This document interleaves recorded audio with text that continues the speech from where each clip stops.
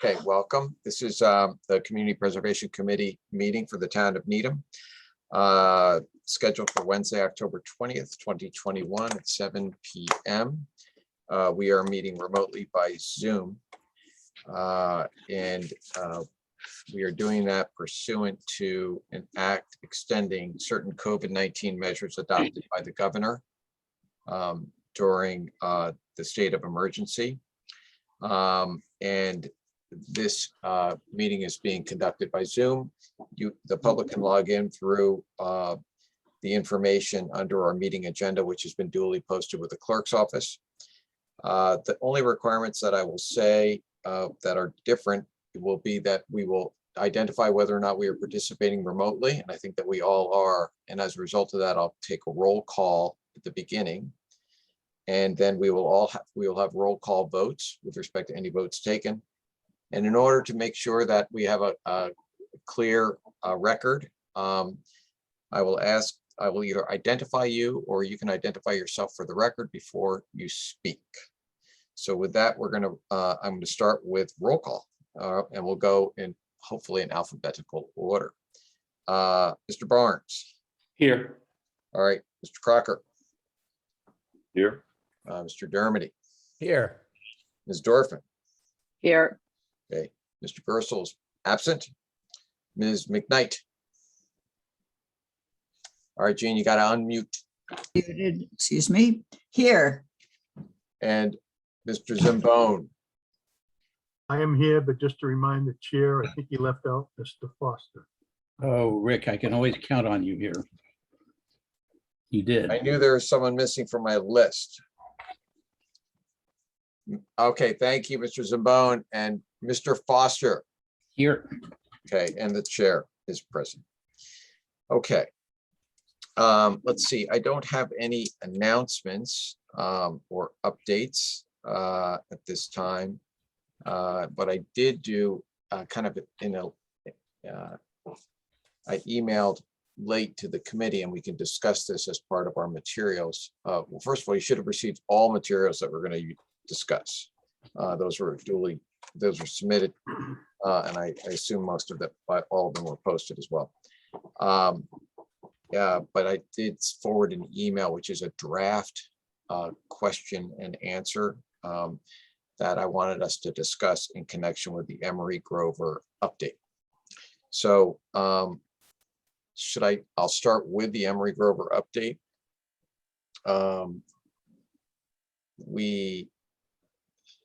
I forwarded a number of different pieces of information to the committee, most of which were reviewed by the select board prior to our last meeting, but it gives us a little more detail on the application process that Emery Grover is going through and what the scope of the new project is about.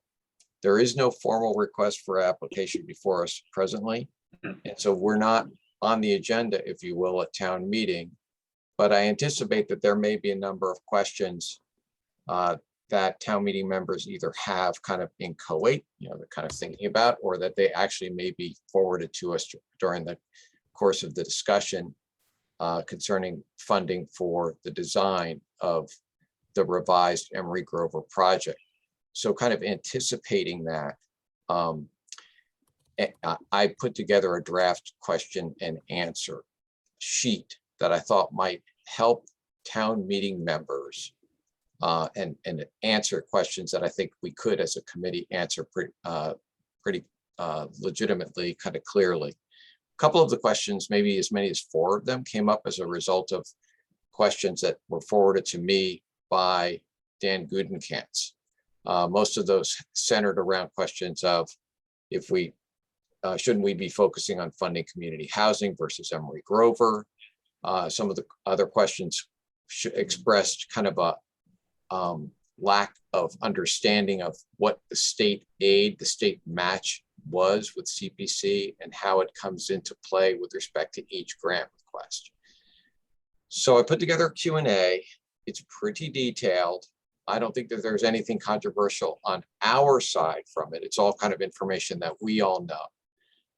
But and I don't know how to go through this process because unfortunately I got it through too late. Only a few minutes ago. We could kind of quickly scroll through it, but I want to leave that open for question, response by the board, by the committee. And I kind of, right at this point, I kind of throw it out to each of you. I don't even know if we need to go in alphabetical order. Does anybody have any great ideas about how to review this question and answer? I guess the first question is, should we be putting it out there before town meeting? And then if we do, what should then I would get into the content of. So sense of the committee on putting out a flyer, it's going to end up being 2 or 3 pages long, according to my draft, answering some basic questions about what CPC's role would be in the Emery Grover project.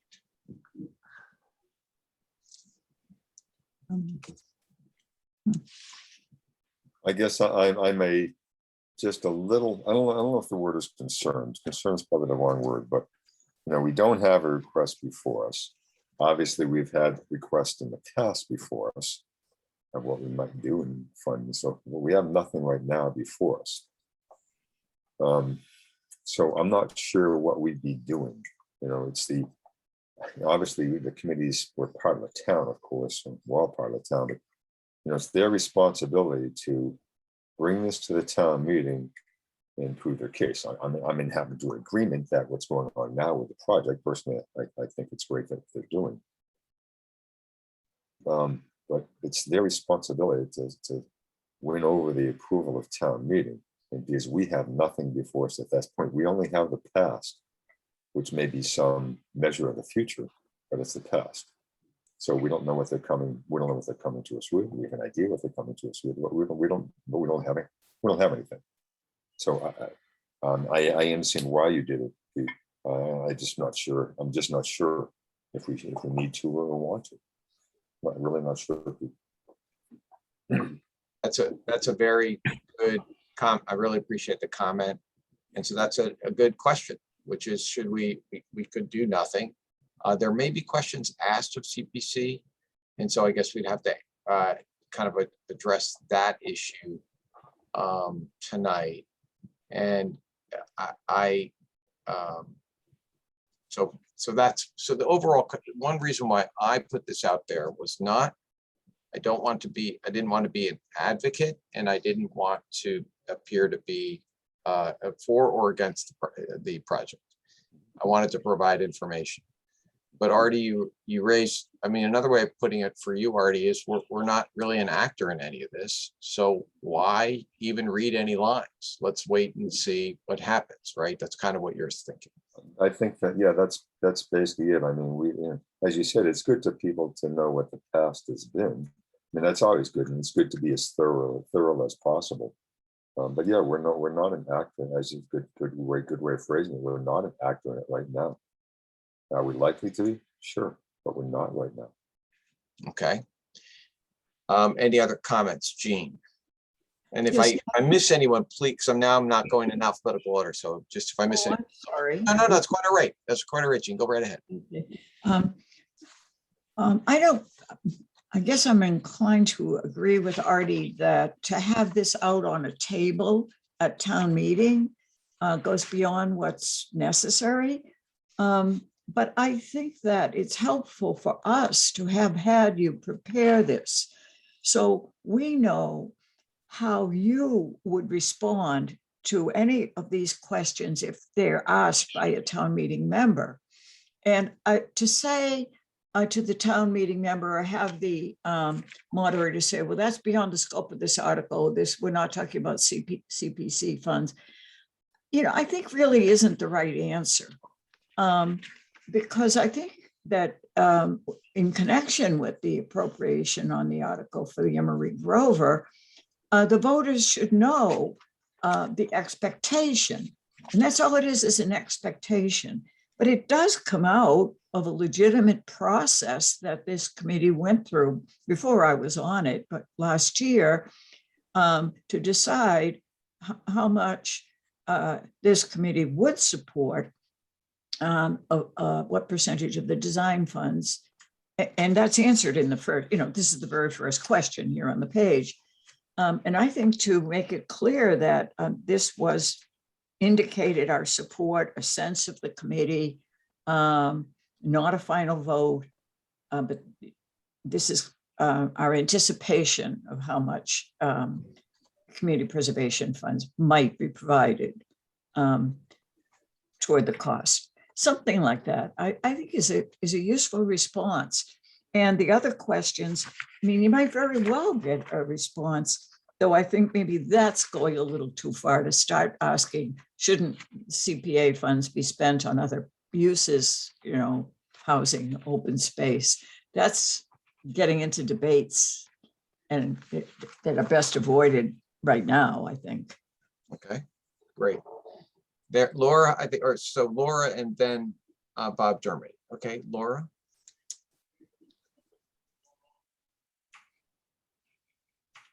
You muted, Laura.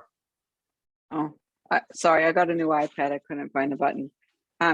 So Peter, when you said you were asked these questions, I'm not sure how that happened, but do you feel like when you answered the question, did you directly answer the questions from the people that asked these types of questions? And if so, did you feel like they were satisfied with what you said to them? So those questions came to me through Dan Gudenkantz. And Right, I saw that memo, yeah. And in my mind, they were somewhat, they were academic questions, so Right. they were kind of all data driven. The answers were basically data driven. So that I didn't think that there wasn't much discretion in terms of what I was answering. So yeah, I thought that Right. I thought that those the answers were satisfactory. They were a little exhaustive, a little detailed. But I So but in other words, you've provided already this information to not those all- people that inquired. not all of it, some of it. Okay. Okay. I did answer questions there. The general question of why, we should be funded. Why shouldn't we be using our funds to fund community housing? So I answered that question. And then there was a question. Oh, you know what else? Here's another way of putting it. I attached as part of our materials the two questions that Dan Gudenkantz had asked me, and then I gave my answers to those. And so those are really kind of part of this. And just so you guys don't think that I'm a complete, maniac. This is, there's a lot of stuff that I drew from, our finance director, and from other presentations that I've made to town meeting and to the select board and finance committee. It's kind of like, at this point, I'm kind of cutting and pasting and moving stuff around. I've been just kind of getting the data together and putting it in a more coherent way. And it's always a good exercise for me, because it's like, okay, now I gotta get back into this and try to get my sense of like figuring out how these finances work and how we're going to present all of this and the issues that are coming up. So it's always a good exercise for me to kind of warm it up so I get used to the next cycle that we're going to go through. And frankly, I hope that this is a good extra, this would be helpful for you folks too, but I think it's a lot of it is like you've seen before too. But it's always good to have finance stuff wash over, at least for me, wash over a number of times because I often forget it. So, all right, now Bob Dermody had a question or a comment. More of a comment and a compliment. Thank you, Peter. If that helped you, great. It certainly helped me. I'm always asking you finance questions. So I'm with Artie and Jean and whomever spoke ahead. We're not on the ballot here. I'd file this under no good deed goes unpunished. It's like you're doing good work, answering questions honestly, but it's going to raise more questions. And I was just on the town meeting warrant on the town website for this article on Emery Grover that the town is putting forward. They have a 14-page Q&A right there. Oh, darn. I didn't. Yeah, with pictures and everything. So wow. Photos and circles in the back of each. Yeah. Well said, Arlo. Including Mr. Grover himself makes an appearance. So I'd say let it lie. Okay, I good. think it's great for us and you're modeling good behavior as a chair. I will stop talking now. Thank you. Okay, other comments? Mr. Barnes, Joe.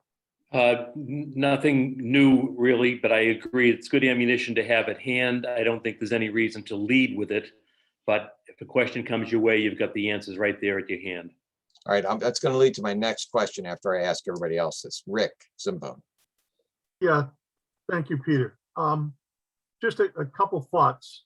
I'm getting the sense of the committee that we tend to be more quiet than active in this particular aspect, and we've got some good justification for doing that. As I think Artie pointed out, and you pointed out correctly, we don't have an application in front of us. They're not due in front of us until sometime after town meeting. This special town meeting is over. So we don't know what type of applications are going to take place.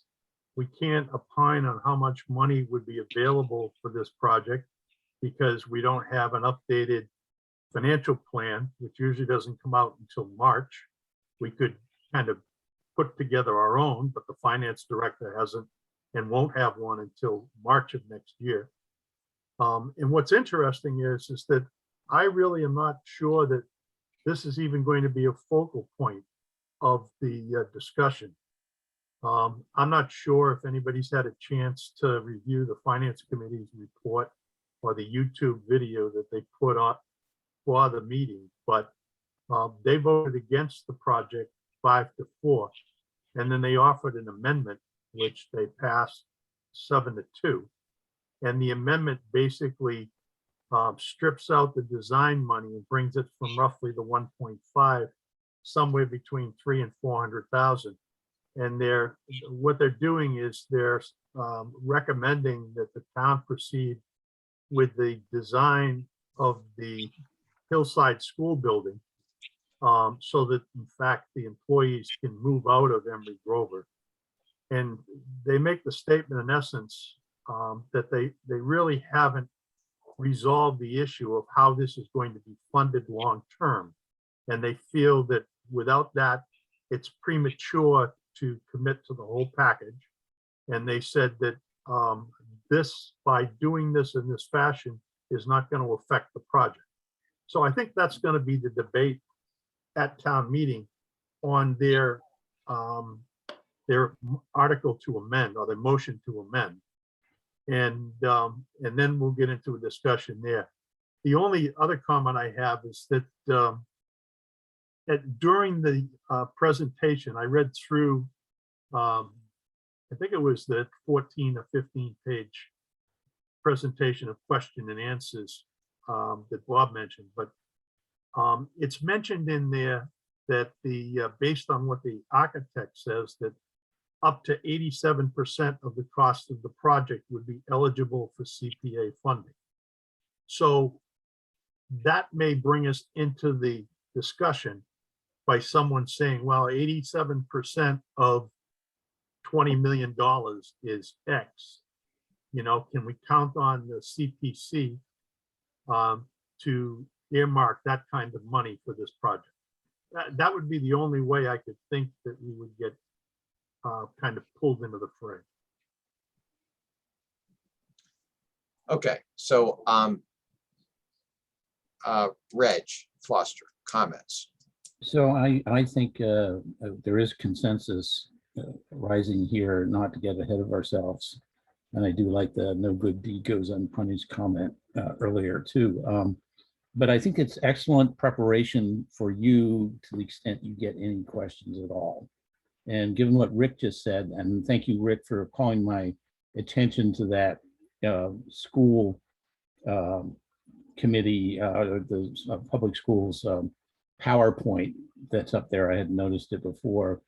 You know, I can certainly, you know, imagine that the discussion at town meeting goes along the lines that you hypothesize. And, you know, I think I looked quickly through the document that Cecilia sent out a couple of minutes before the meeting. And, you know, I think, you know, those are all, you know, reasonable answers to the questions. And the only, you know, only thought I would have as one committee member is that Peter answered questions, you know, mostly, you know, unless they're just factual on where does the money come from and how much money is there in the various buckets and so forth, saying, you know, any decisions with respect to how much and how eligible this project is, really has to wait until we receive an application and we start considering it, which will not really be until January, February of next year, and it all, should it be used for, this project versus some other project that's before us? Well, we don't know what other projects are before us. So it all depends, let's see where we're at next January. I think that that's fair. And I guess that's my next question, which is, okay, so I don't mean that I don't want to foreclose any further comments you may want to make to me offline, but if there's something that stands out that you think is inappropriate for me to say, just, let me know. But I think that I've been tracking along the lines of what our discussions have been over the last several months. And I think I tried to keep it neutral and kind of focus very much on process. One thing that I just want to say, I think it's important, I think it's important for town meeting to understand that there is a process, and that we do follow a process. So, so I for one would be emphasizing that, it's not, there's nothing that's in the bag. We were going to go, we got our applications. It's, I don't know if it's quite as up in the air as Rick paints it out to be. I mean, we do have some sense and some projection of revenue coming in, but we don't know what the other applications are. And we really take them all together collectively and we make a decision. We apply our objective and subjective standards. We do our due diligence. We have our hearing. We have input from the public. We have input from the select board, from the finance committee. We go through the process. And I would really be emphasizing that, if that, I think it's important for people to know that it's not a done deal, that there's a process and we expect people to participate, in that process.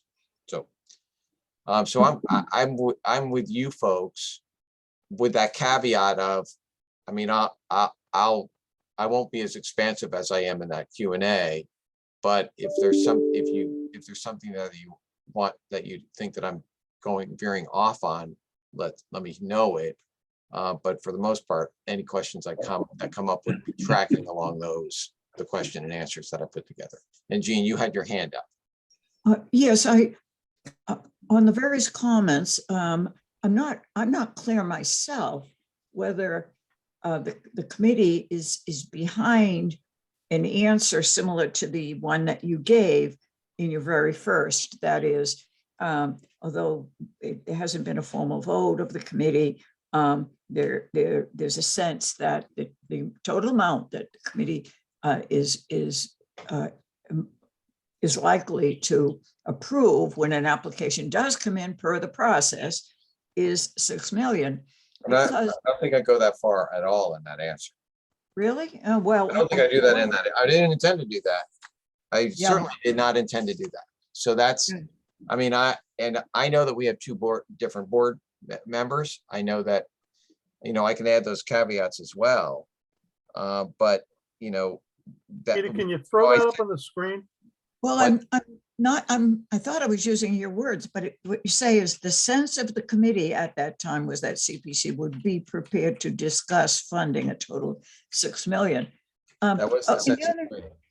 Yeah, and the only reason I keep emphasizing that is I think there may be, based too on what was cited by another member, that 85% or similar percentage of the cost is eligible for funding in the point of view of the architect. I mean, town meeting has to really have an idea of where the funds are going to come from. And, it seems only fair to respond that, no, we're not doing 85%.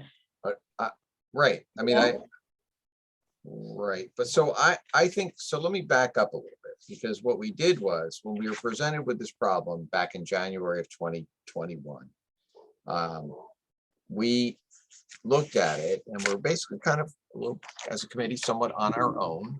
And so we came up with this, we looked at this, we eyeballed this and asked our finance director to come up with a financial model if we contributed a total of $6 million We didn't do it on a percentage. And we put a stake in the ground. And we eyeballed it, we had some sense of it, and we then thought that that was something that would give us enough flexibility going forward so that we could fund both the Emery Grover project and other anticipated projects. So we're working from a financial model with a $6 million, so that's a financial planning model with $6 million flag in there for Emery Grover. Okay, so we did not do it based on percentage. We did it on, we backed into the percentage because we said we can't do 12, we can't do any more than that. If we did, just to summarize it, if we funded something like $12 million, there would be a period of time between 26, 27, and 28 that where we would have basically no funds available for discretionary funds available other than what the match might be. Basically, all of our revenue would be devoted to paying off the bonds for the pool, the town hall, and then Emery Grover. So that was not a feasible approach for us. So that's when we said, the sense of the committee at that time, this is in February 2021, was that CPC would be prepared to discuss funding a total of $6 million for the project. So, there were a lot of other caveats that I added in that communication to the select board and to the school committee, including that this was not intended to abrogate the process. We were going to go through due diligence. We were going to have a public hearing. We were going to apply our factors. We were going to meet with select board and FinCom. But we did this for purposes of financial planning only. Now I can add all those caveats, and that may be helpful.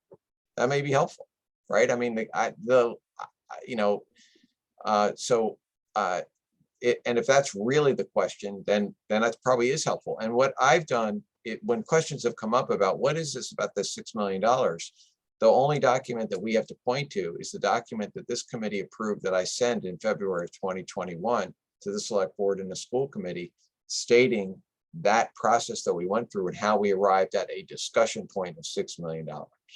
So I don't know if I've answered your question or not, but I think I guess the short answer of it is there are some caveats there that should be stated very clearly, right? Including that we have a new committee and that we're going to have a new batch of applications and we're going to go through the process, right? Okay. I can handle that. Okay, Rick. Peter, along those lines, I'd almost suggest that the safest way to handle this is to take any reference to a dollar amount or a percentage out of the response, because of all the things that you just said. The $6 million was based on facts in front of us in February of 2021. The facts have changed. We don't have all of the information. Therefore, there's a process that takes place and we'll evaluate it when the appropriate time comes. Take out all references to the money. Well, I don't know that we can say, I don't know that that's fair to the process either.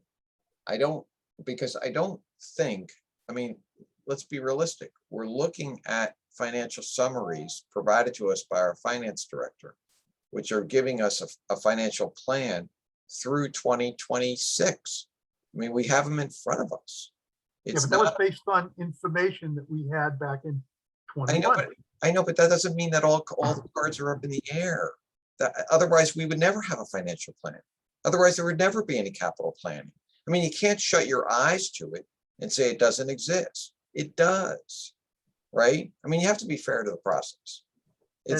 But I don't want to overstate the process, and that's what I think Gene's point is. I'm not going to belabor it. That's fine. If you want to go ahead and do it, then go ahead. I know I want to be fair to the process. I do. I want to be fair to the process. That's all. But I also want to honor what this committee wants to do too. I'm speaking for the committee. I'm not in charge. Artie. Speaking of process, so I mean, clearly you put a lot of thought into it, a lot of good information, and a lot of good comments coming around. One thing that's I don't want to say always bothered me, but one thing that's important is that we are, I use the word a distinct body. We have a responsibility for our information. We have a responsibility what's coming before us at the time. Our responsibility is not to sell. I hate the word sell. Our responsibility is not to try to sell someone else's product. Because the problem I've always had is that when things come before the public town meeting, however you want to phrase it is, this is not we're not supposed to be a business trying to sell something to someone. We're supposed to be presenting information here. Hopefully you will agree with us. So our job here is to wait for our time to present our information, not to be seen as a, I know that I'm not saying this is what's trying to be, it's trying to go on, what's going on, but we don't want to be seen as an arm of someone else trying to sell their product. We have to take care of our own reputation in what we're doing. Okay, and I think that's further support for kind of what Rick is saying too. I mean, I think that I'm trying to say that I think we're arguing the same thing, maybe a little bit on the margins. But I do want to walk out of here comfortable with what my answer would be. I guess what I would say is I would tack really closely to the February 2021 letter that I sent to the select board, which has, and with the additional caveats being 2 additional members, a new funding cycle, no application in front of us, and no other applications to compare it to. Is that fair? And in your packet is that February Yes. 2021. Okay, all right. Reg, you had your hand up. Do you have any comments? Actually, I was just listening to everybody rather than having my hand up, so sorry. Okay. We'll do that, but I also had a chance to look at what the public school Q&A said, and there's only a brief reference to it in question Q&A number 3, which I'm looking at right now. And again, I think the proponents of the measure will be looking to be able to say, well, the CPC approved, gave it, not approved, they'll say approved, but they'll say, if they say it accurately, gave some indications of last February, of 6 million. They do state the 85% number very clearly in question number 3, Q&A number 3. So, they're leaving the implication hanging out there that's 85% of 20 million is eligible. So I think there is a danger, to the previous point, of trying to drag us in or second us into putting our thumbs on the scale one way or the other here. Yeah. So let me add to that, because that's why the $6 million is probably important, because we were confronted with basically the same question on the last funding cycle. May I also say, we can't do that. but may I also say that this is a substantially different project. They've pared it down by $10 million. They're not building the addition. You don't know what applications are going to be before the CPC this funding cycle versus last funding cycle. So I think that's, again, I agree with the comment that was just made that, we have to be careful to be very neutral at this particular town meeting. That's fine. I agree with everyone completely. I agree with you wholeheartedly. I do. But we have some sense of what's coming down the pipe. We do. And we have some sense of what the numbers are that we have a sense of what our obligations are in terms of what our bond payments have to be. We have some sense of that. But I agree with everyone on that. There was some, maybe I should have brought this up under chairman's and updates, but I have some indication that about, and this I think comes in under, well, why don't I table that for now, which is what applications are going to come in January. I guess we don't have any sense of that. But I could, by listening to what's going on in Park and Rec, it sounds like they're going to be making an application for the Claxton Field renovation, which is going to be an over $1 million project. But if you look at our financial model that we've been working with, so Lee, if you look at the materials that I sent you dated March 15th, 2021 from Dave Davison, we had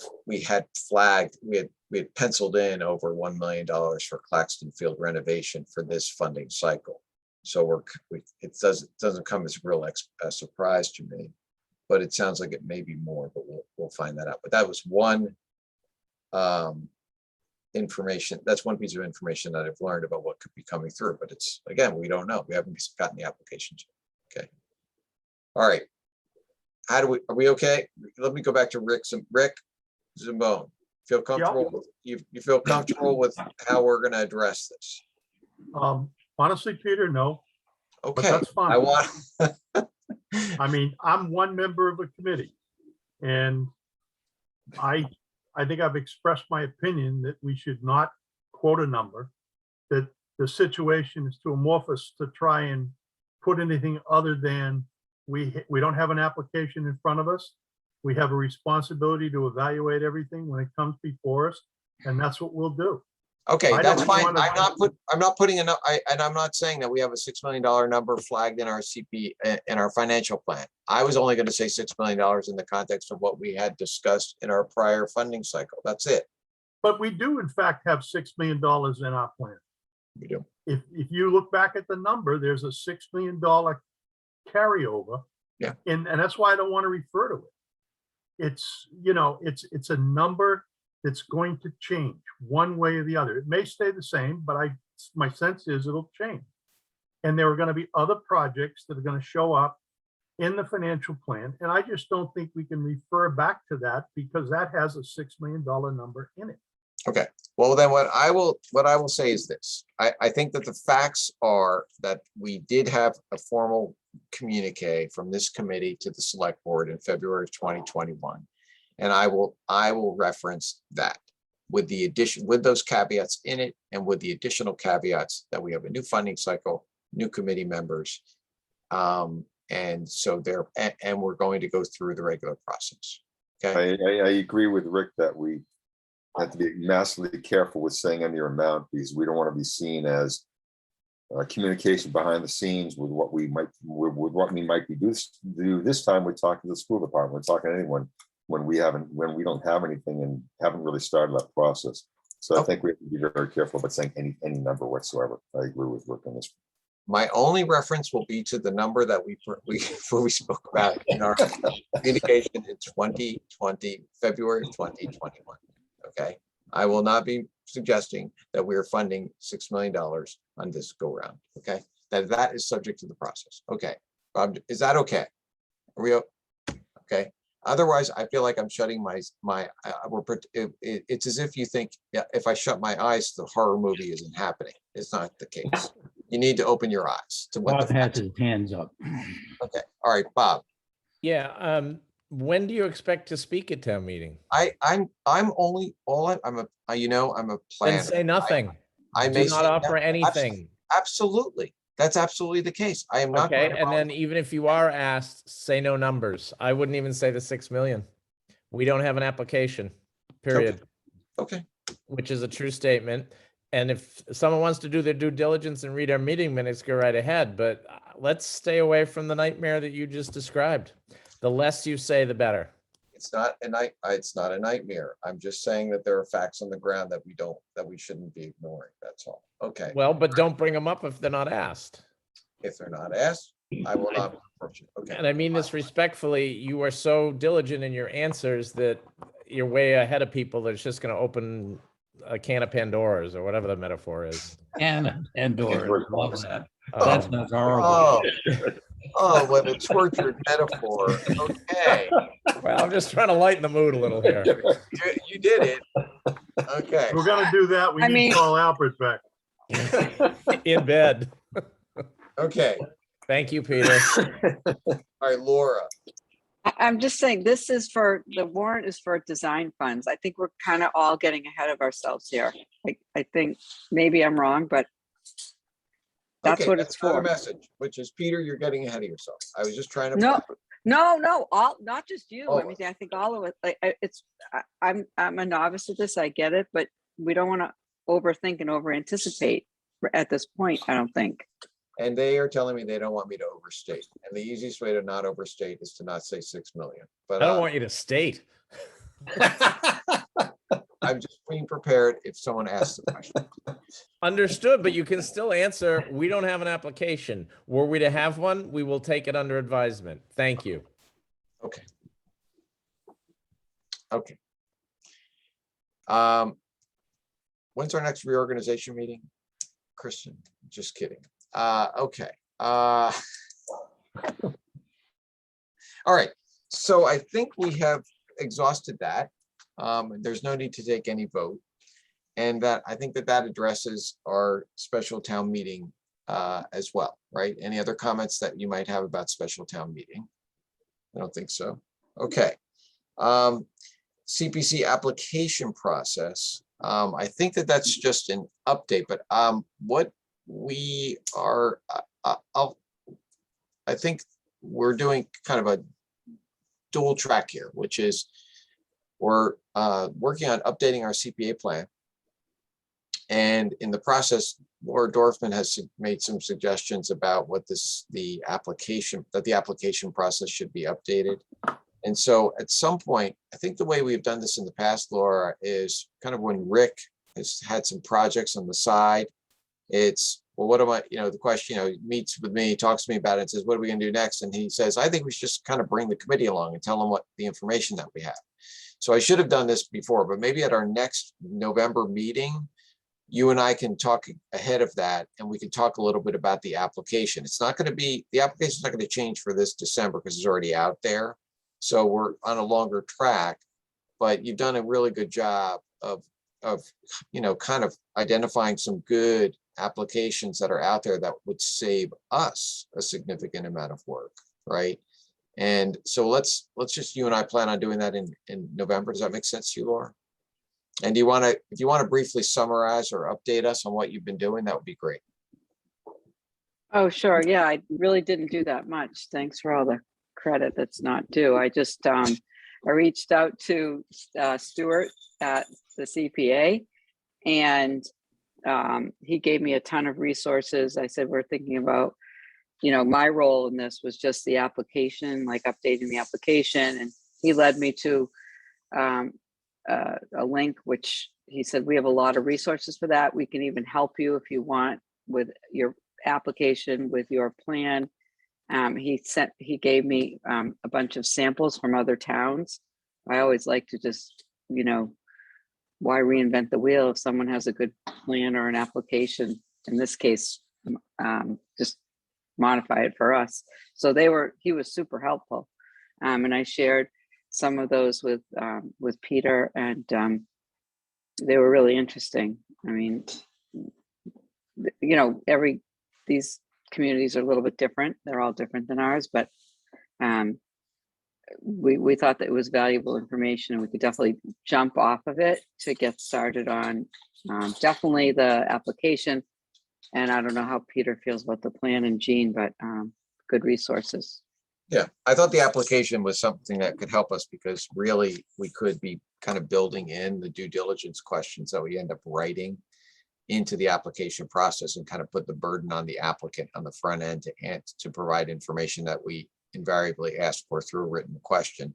Probably could add. And like, also, and sorry to interrupt you, they also they asked within the body of that application, they requested what they would need. So you know how we have our application, which doesn't ask for a lot, and then after that, we start requesting things from people, and that just delays the process. And it also puts a lot of burden on the committee members. So I kind of like that approach. We'll tease that out. All right, so Bob Dermody, comment. Yeah, that's a great idea, by the way. Those of us who've been on the committee have experienced that transition from the application to due diligence.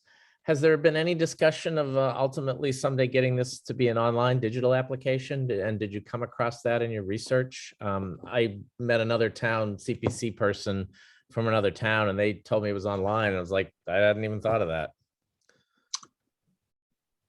No, but we need to kind of flag that in some way. That's got to be one of those things. That's an excellent idea, and we need the process for that. Well, it wasn't mine, but I'm just sharing it, and I'm Well, sure it's a town thing, you know, that we got to work with the town to get that done on the website, but I would suggest we advocate for that going forward. Okay. Yeah, to it's help- just a fillable PDF form, right? Yeah. Cecilia and Kristen, I don't think it's that complicated. Well, And then there has to be a way to submit it to get it into something we can see. yeah. It should be a fillable form now online. And so you should be able to go to the online link and fill it out. So it should be an online form-ish. Okay. I hear you. Thank you, Kristen. All right. So then I guess related to that, I'm going to be appearing before the select board on the I 9th. had a question about the application process. Oh, sure.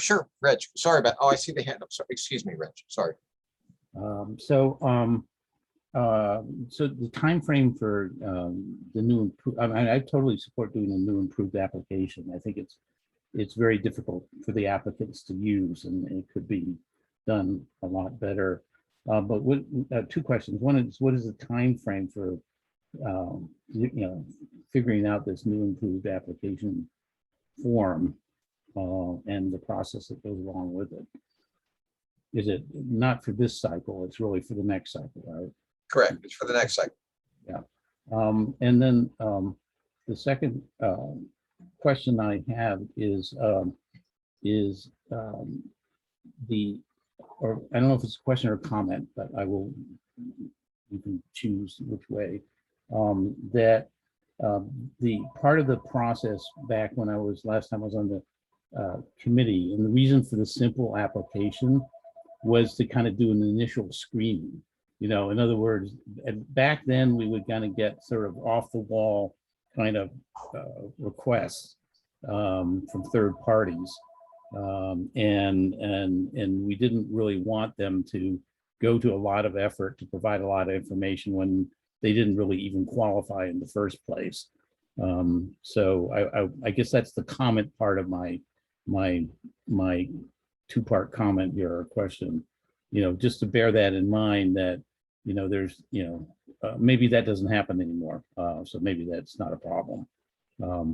So I wonder if we get beyond, I wonder if what we can do is, instead of having these individually crafted due diligence questions, maybe we can do a two-step, because the other issue is this. A lot of times people submit applications as a placeholder, right? And then they amend them, and we allow them to amend. So what we could do is kind of a modified version, kind of keep with that tradition and have keep with a similar kind of stripped down application process. But after we examine whether or not the application meets the requirements for funding under CPA, right? Then we just have a standard form. You're approved. Here it is. We want all these. We want these 8 things right now. Right. And I actually, in preparation for this meeting, I went looked at, the application process was updated in 2014. Last time we went around doing this, and the whole point of the first step was to receive sort of a brief overview that didn't require us to look through hundreds of pages of stuff, so that we could get back to the applicants by January 1st and say, okay, you're good to go. Now here's what we want. Right. So why don't we, so that's how I think but what I'd like to do is make it standard so that we're not, spending our Sunday afternoons drafting, the 8 or 9 or 10 or 12 standard kind of due diligence questions. Right. So let's and then just part 2 of my comment is more a question, since I've been out of it for a while. I don't know if you do this now, but we often looked at our December meeting date, which is normally, I think, the 3rd Wednesday, right? And adjusted that at this meeting when everybody's calendars are still relatively, flexible, because our meeting in December is the 15th of December. And, based on the that meeting, there was a lot of feedback that had to be fed back to the applicants, as we sort of cruised into the holiday period here. And I don't know whether, that's something that isn't being done anymore, like we would meet like on the 8th instead of the 15th. Because by that deadline, we'd have all those, initial 100 word applications here. I don't know. I thought we were just sticking with our third Wednesday of the month. Isn't that what we've been doing, Kristen? Do we? Yes and no.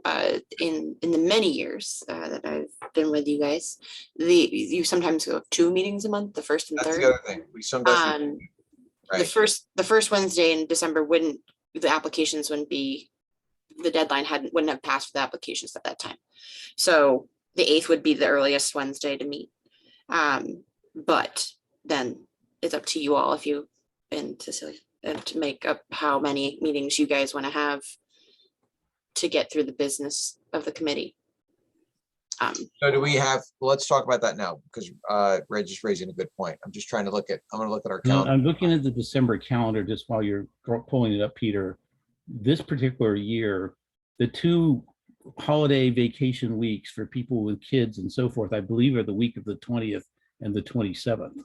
The way the holidays are breaking this particular cycle here. So, you can kind of assume that people are, pretty much out of here by the week of the 20th. And that's why I just thought I'd bring it up today, a couple months ahead of time here. Yeah, that makes sense, because I'm looking at, so for example, last year in December of 2020, we met on the 9th. And then we met again on the 23rd. So if we bring it forward now. So Reg, you're saying people are out by the week of the 20th? That's, Well, I believe, I haven't looked at the school calendar, but my guess is it's, maybe school break by the 20th. Somebody can look at well, that quickly what we could do, actually, if we followed, I know that might be the case, but perhaps we could follow the same, what we did last year, which is we can meet on the 8th and the 22nd. Yep. So it's, whatever works for everybody's calendars. I'm looking around at the gray hair and the lack of hair on this call, and maybe there isn't a school issue here on this particular committee. For the record, my hair is silver. so how do people feel No about that? comment. All right, let's get that squared away. That's great, Reg. What do you think about so these are meeting dates for December. We usually do meet on twice. So the second Wednesday, the earliest we would have the applications in front of us would be the 8th, correct, Kristen? Correct. Right, the 8th? Correct. So- Yes. Okay, so I think we should meet on the 8th and the 22nd. Just as a point of order, because I live and breathe the school calendar in my day job, the holiday begins on the 20th, the winter recess begins on the 23rd. So Okay, just for point of reference. good point of information. All right, so that's good, right? Yep. Good, let's do it. All right, so those were our meetings for December 12/8 and 12/22, and our next meeting is 11/17. Peter, not sure if it matters. I won't be here on 12/8, probably. All right, well, we will, And But I maybe others won't might. be either, because the 7th is the special town election to elect a member of the select board. So committees aren't meeting on the 2nd on Tuesday. So the planning board is meeting on the 8th. So I wouldn't be available on the 8th.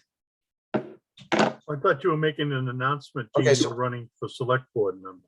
No, never. all right, so what we would do, let's just discuss that for a minute, because usually we go through well, you know what, it's not, in some ways, it's not that. We go through we do an initial pass and we determine whether or not they're eligible for funding. So it's not unusual for people to miss that meeting.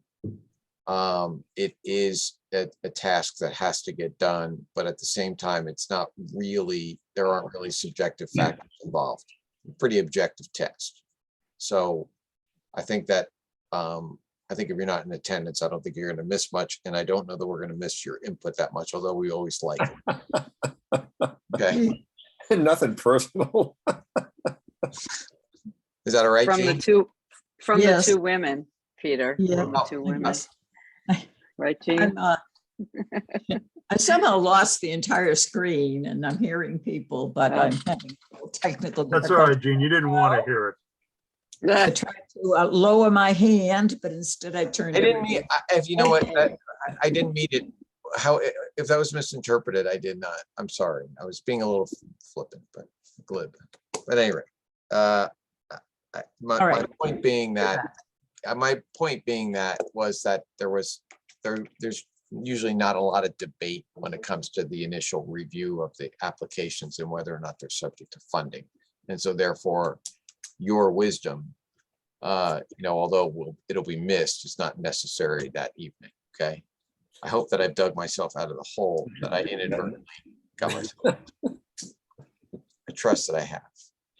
I'll rely on past goodwill. Reg Foster.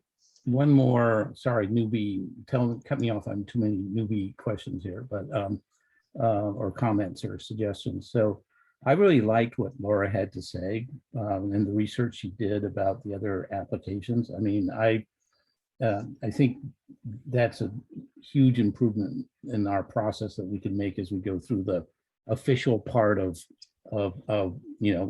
turning the 2014 process and plan into the 2022 version here. But I don't know if there's the bandwidth or if this is rushing things too much, but I think it would be great to have a sort of standard list of questions that we just send out to everybody after we have the meetings on the 8th and the 22nd, that says, okay, you guys go figure this out over the Christmas break or the holiday break and, and send us back some answers. In other words, to sort of test something without making it a formal part of our process yet and see how it works. Just try something out new like that. That's more standardized than what we used to do anyway, back when I was on the committee here.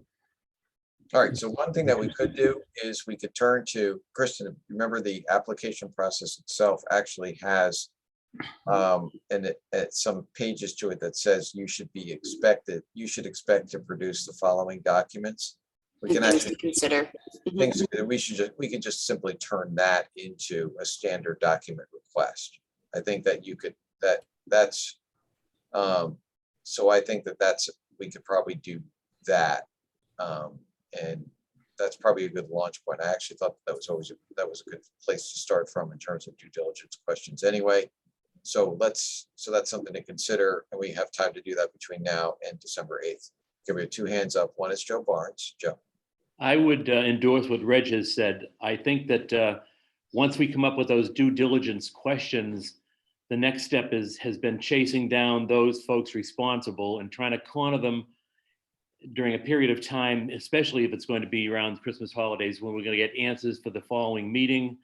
I like the standardized idea, and I'd like putting it back in their lap and giving them the responsibility without our having to chase them for a period of time. So, all right. So I think that's fine, and I think what we can do is, without having it right in front of me, I think we can pretty easily turn that list of documents we expect you to produce into documents we want, right? I think Kristen and I can work on that. Or Laura. We can take a look at the draft of that in the November meeting. Sure. We'll have that. Okay, let's do that. Hold on for a minute.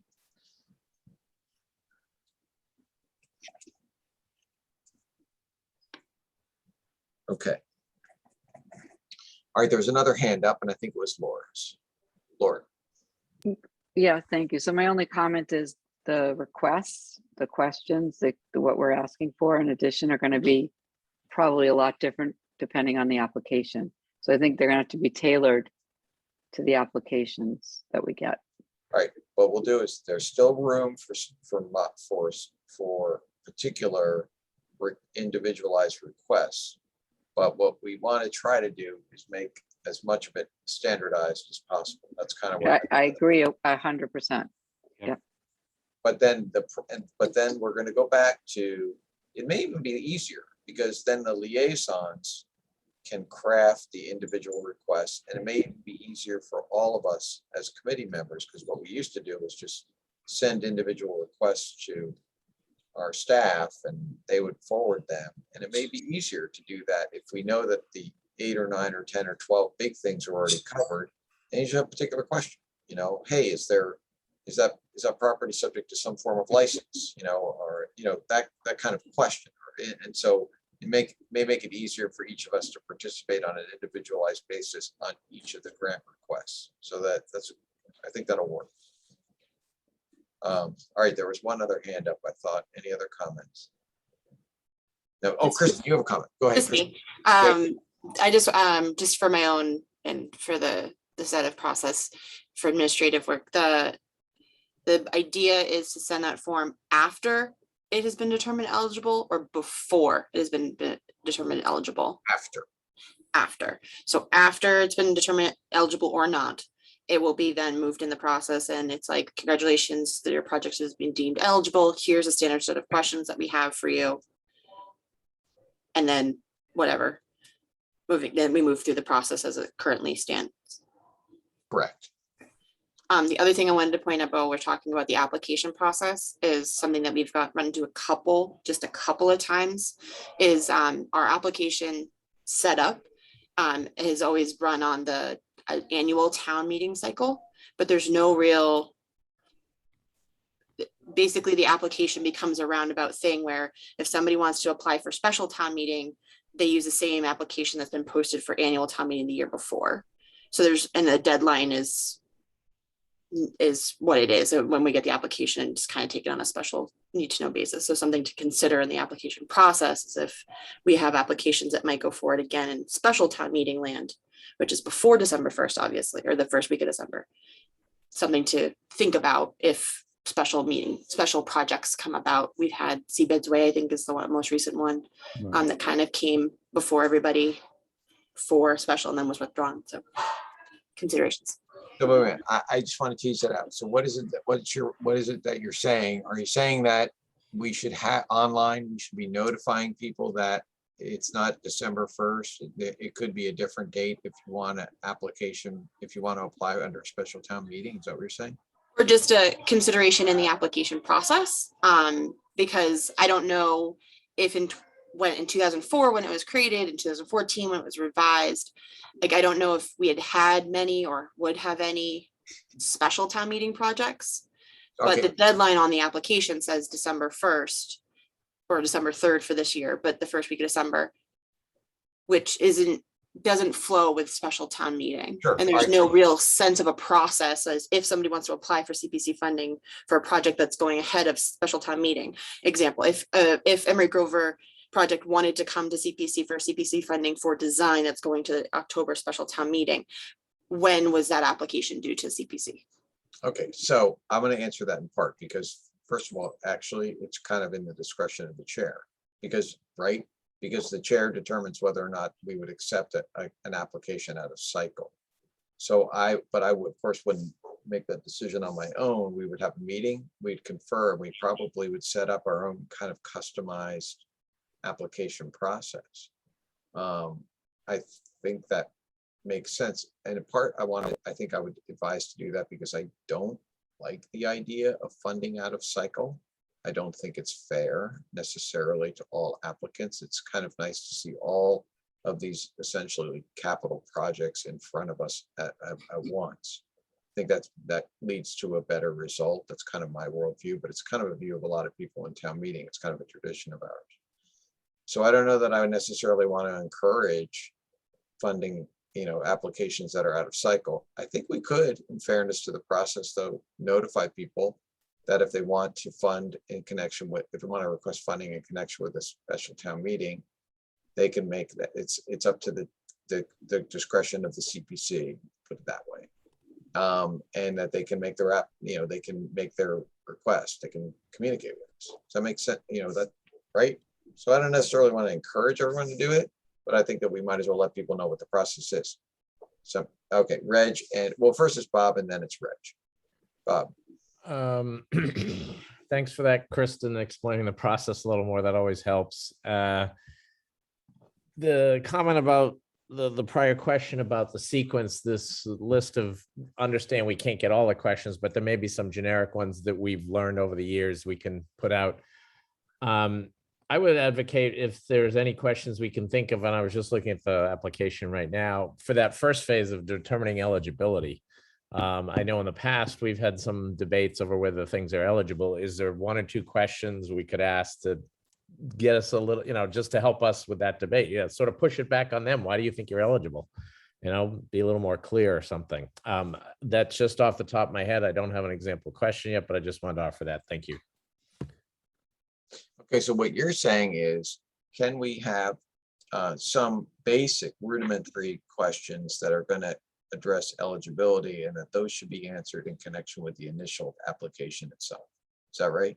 Yes, in theory. I don't know if it'll really work, but it's just kicking around in my head. Just thinking back to, I know we had one that we had a pretty good long debate over whether it was eligible. So I'm thinking, was there anything in that meeting that could have helped us, having it been required on the application ahead of time? Okay, so what we're going to do though is, for our next meeting, we're going to have these draft standard questions that Christian and I and Laura are going to work on. And so why don't you give your kind of inchoate idea a little bit of more thought, and if you have some substantive suggestions, you can bring it to us in our November meeting. Will do. Okay, great. Okay. All right, now next up is Reg and then Artie. Reg, do you have a comment? Since you used the word inchoate twice now in this meeting, I just want to confirm it's one of those legal terms that means not pulled together, as opposed to like incoherent or something like that. It's not a pejorative term. I haven't run across it before, but sorry. So now I have 2 comments instead of 1 comment because of Bob here. So going to Bob's comment first, I just want to remind everybody, I have not looked at the application process document for 7 years, but I did earlier today. And it has 2 pages of things that we may require, so, it's not like we have something to build off of, and it's very detailed. I'm not going to go into it right now. It's literally full 2 pages of step 2 stuff. Yeah. But the thing is, I heard what Kristen said differently, which I thought, and it sounded more like a good idea to me than it did to you, Peter, which is literally this application, we have not codified what you said in the application process. There's no section that said, if you should happen to want to make an application that doesn't fit into this December 1 cycle, then here's what you should know. That's what I heard Kristen saying when we go through the process of updating it. And what you should know is we generally don't take applications in between unless there's some urgent emergency reason to do so, at which point we will be flexible.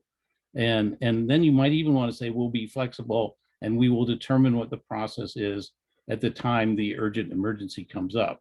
The seabeds way ice dam catastrophe is a perfect example of where we kind of made it up as we went along. For one reason, you don't even know when special town meeting is going to be scheduled. Sometimes it's scheduled in early October, sometimes it's in November. It's just, you kind of, to my way of thinking, it would be worth having a section in there saying, unless it's some burning emergency, don't think about doing it. And if there is some reason, then it's the judgment of the chair or the committee whether we entertain it, and we will tell you what the deadlines are. Okay. We hear about it. I think that's a good idea. I thought that's what I was saying, but that's good. You've unpacked that, but what I was trying to say, but that's great. I think just missing from this document, it's definitely missing. We've been doing it. It should be included. Yeah, that's great. It should be included and it should be part of the application process. Okay. Okay, now we have Artie, you have a comment. Just the comment was, going from my head is, no, we don't take it, period. Well, there's a period. Okay, what's the reason for even contemplating it? Well, Seabed's Way is a perfect example. I mean, this was a building that was that was falling down. I mean, we had residents who didn't have secure walls, be in their bedrooms. And so there was a reason, there are reasons for it. I mean, we could say it has to be a serious emergency. We can do that. But I think that there should be, I would hate to be somebody, well, what about, we're in the middle of a pandemic and we decide, and everyone is losing their jobs and is getting evicted, and we decide that we should have an emergency rental assistance program. Which was last That- week. Yeah. Actually, that's what happened last year, wasn't it? Yeah, I think it was. So there's an emergency that Yeah. we could accept, right? Okay, all right, so I think, all right. Okay. So let's see. So now one thing that I want to note is that on November, are any other comments regarding this? All right, on November 8th, I'm going to be appearing before the select board. Artie and I are going to go. And I think, and this is the invitation to solicit additional input, start the ball rolling with getting an updated CPA plan. So I think I'm going to kind of lay it out in general terms. Kind of want to give kind of the state. I think it's an opportunity to give to the listening public kind of a state of the CPA, short kind of comment about the state of the CPA and what we do.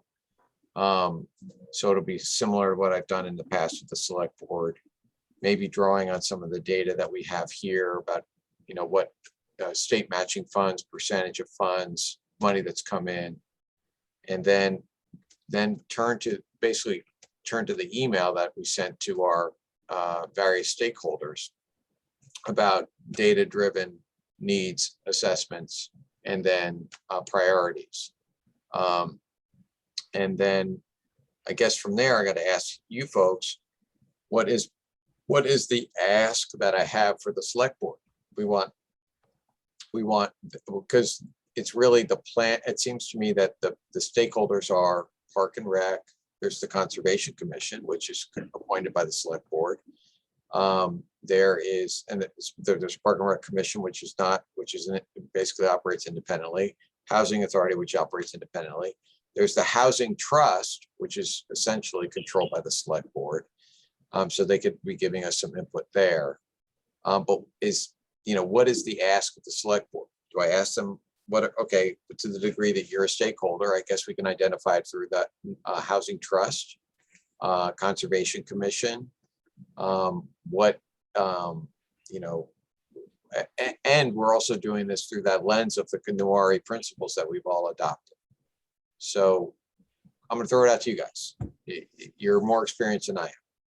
What's my ask with the select board, other than let them know that I'm doing this and that we want their full support, we want their input,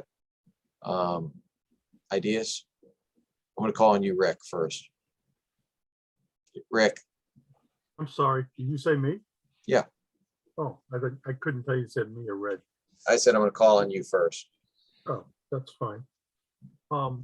If you're appearing before the select board, I would just come out and, you've explained that we're trying to redraft the plan. And when we first set up the CPA, it was primarily for funding the new town hall and to collect money to do that. And then we shifted a little bit and we looked for money to maintain and upgrade the fields and other recreational facilities. Here we are in 2021. What are your priorities as far as looking down the road for CPA money? Is it housing? Is it recreation? Is it open space? Is it historical renovation? You've got all the buckets. Where do you see? And that could be an individual question that goes to each of the select board members. At that point, you'll still only have 4. So, I just open it up in that fashion, give them a chance to express their views. Do you think that I should go through, I think it may be wise to go through the detail of the kind of the data that you and Bob dealt with in our last funding cycle, our last appropriation cycle, where we talked about that. Do you think that that's appropriate? Well, you could, Peter, but we covered that at the last town meeting. So if they were paying attention, they would have kind of gotten that information. You could provide it to them again, obviously. I just, your time's going to be limited, I would think. Okay. All right. Okay. All right. So I think I get it. Okay. And let's see, there was some other hand that was up. Was there another hand up? Yeah, there was Bob Dermody's hand that's up. How do I put this? I appreciate, or I think it's fine to meet with the select board. That's how this all works. But I guess I would be cautious of asking them, what do you want? I would rephrase it as, what do you see the needs are for your citizens that you represent?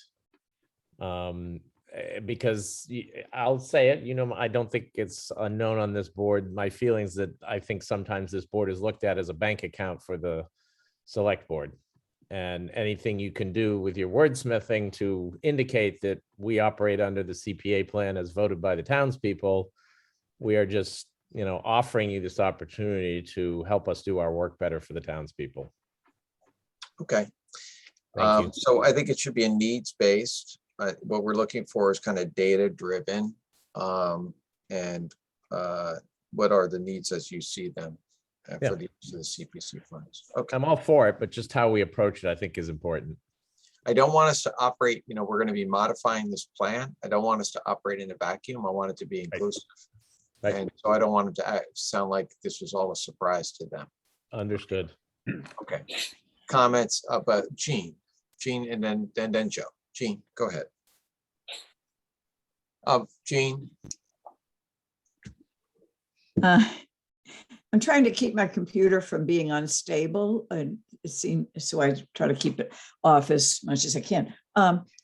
I think I said this at the very first meeting I was attending as a member of this committee when we discussed the plan, and I thought that the plan should have a backwards look at how the funds have been spent over the years or allocated, even if not spent yet, on the borrowing.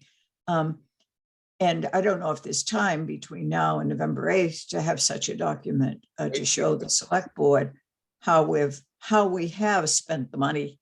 But if it were possible or easily done, that's all. So we did a deep dive into that. Bob and Rick did a deep dive into that last year. We have charts. We have lots of charts. And so that was really my open question to Rick and to the committee, which is, do you want us to talk about that? Do you want me to talk about that?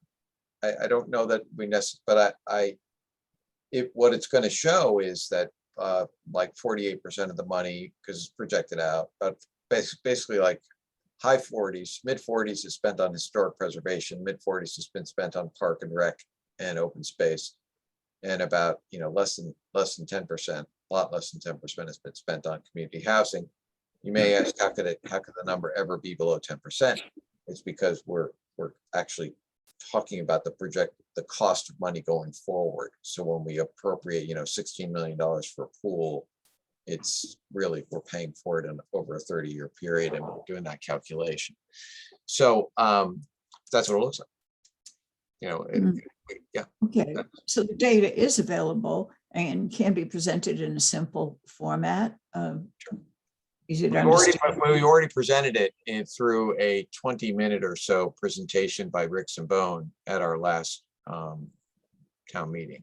Did you get it down to 10 minutes? So that's what you referred to when you referred to the presentation at the Because town it was, that served as kind of the backbone for why we wanted to double the appropriation from 11% to 22% of our funding into community housing, or the community housing bucket, if you will. Okay. Well, I should remember this. No. It's not at all. You got a lot going on. I mean, you have a lot going on, and you have a whole other committee that is, there's a lot going on there, but it's still, it doesn't matter. It bears the question. The reason why I brought it up is because it bears repeating. The question that I have is this the forum? I think the question is going to come up. I'll be prepared to answer it. How does that sound? Rick, yes? Yeah, yeah. Or do you, okay, all right. Okay, all right, so so that's kind of the way I was going to approach it. Reg Foster.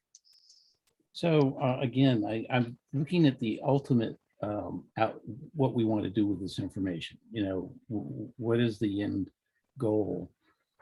Again, in anticipation of this meeting, I read through the 2014 Community Preservation Plan. And, you know, I think the ultimate, goes without saying, the ultimate goal is to produce the 2022 Community Preservation Plan for the town of Needham. So I'm all for your saying, you know, we're going to every relevant town board and committee, including yourself, and asking them for input, you know, depending on what their area is. And the input we're asking them for is one particular section of this report, Yep. which is towards the end, it identifies what is the community preservation plan goals for the town of Needham in the 4 areas. There's one section on each one of the 4 areas. And here's what it says today, you know, or here's what it said in 2014, and this is what we've been using ever since. And really make it really simple and say, I'm asking you, how should that change? You know, you don't have to tell me tonight, but we are formally requesting you by such and so date to give us input as to what you think these goals should be. And you know, you cover the entire town, so it's appropriate that you cover the goals in all 4 areas. But, you know, we're going to ask the housing authority, what do they think affordable housing goals should be? And we're going to ask, you know, et cetera, you know. That's and then good. we're going to take all this input and we're going to synthesize it into, you know, the new plan, and maybe even have a public hearing on that to see, you know, if there's just inconsistencies between spending it, the whole kit and caboodle on affordable housing versus something else, you know, some other, you know, sort of thing. All right, so that means, I think you're right. You're bringing it, focusing right back on the email that we sent out, right? Which is you want to look at these 2 things, which is kind of reminding me something else, because I was working with Jean on this. I asked her to get involved. So can you attend on this? Are you available, Jean, on this evening? I mean, just not that you necessarily need a speaking role. The meeting on the 8th? Yeah, the 8th. On November 8th. I'll take a quick look. Because, and then what I'm thinking too is that what we could start doing is developing kind of a standard, you know, set piece, which along the lines of what, you know, kind of putting together what everyone's comments are here tonight, but with a focus on what Reg said and what Rick said. And so, That's a Monday, right? That's not the usual select board day. hold on, let me just check. Hold on. November 8th is a Monday. No, sorry, I had the wrong date. It's sorry, November 9th. I misspoke. November 9th, 7 p.m. Yes, I can do that. Yes. Okay. Okay. Mhm. All right. So if you get that in your calendar, and I think that that would be great. All right, Bob Dermody. And forgive me if it's already been in the email or thought of, but I think Reg just mentioned something about a public hearing. Are we planning to ask the townspeople? Of course. Excellent, thank you. Of course. Good. Yeah. And I would encourage us to use our public information director to help us do that as well. Okay. All right. Okay, so now I have everyone's input on that. And that kind of folds in. I'll just note that you know, we put that plan for implementing Nuwari principles is really part of the revised CPA plan, but it's actually, you know, we're kind of the funding source here. We we want these stakeholders to be focusing on their goals through the lens of the Newari principles that basically all the committees have adopted, right? So that's kind of our goal for implementing those principles. Okay, but Joe, you had your hand up. No, it was simply to reinforce what Bob had said earlier, that you would have to be very careful not to make your appearance to the select board to be a wish list night, or looking for them action for the committee All right. by applications that come before us that are either worthy or not worthy. And I think they understand that, but I wouldn't want them to interpret the your presence to be something more than a courtesy. Okay. That's all. All right, and all right, good. I think I've got it. I'm a little worried about if I step out of line here, but I'll do the best I can, seriously, to honor. You should be, Pete. You should be. Okay, Laura, hand up. Thank you. So just a question, once the plan gets to the point where it's ready to go to town meeting, I mean, I guess before that, would it need some legal review or some check-in with the CPA, or are we not messing with, you know, the appropriate uses of the funds? I'm just wondering, do we need to do that, or are we not really going to go there with that kind of structure? I don't know. I don't. Might be advisable to like have the CPA look at it. I don't know. I'm just asking. Okay, so then your question is there any outside review necessary? Or even town council, or I don't know if they're familiar with the, you know, because obviously these funds are allocated, they have to be used for specific purposes. So if I guess it depends on how the plan changes. I think, do we just have to be mindful of, you know, that obviously, you know, you're an attorney, you know that what I'm trying to say, that whatever we do, we're not stepping outside the boundaries of what the purpose of these funds are. I think it's always advisable to get a lawyer involved, preferably two. Yes, okay. And also just one minor technical comment on your earlier memo from before. When you spoke about where the funds for the CPA funds come from, it isn't just the tax revenues, it's also the recording fees. So it's actually a bigger number than what you thought. Yeah. But yeah. So yeah, no, I don't know. My point is, I mean, like if people ask about it at town meeting and say like, okay, so, because a lot of people don't even know this exists and they don't understand it.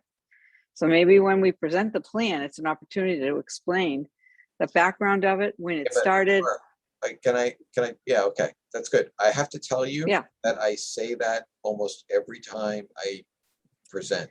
I say there are funding sources. Okay, I say it over and over and over again.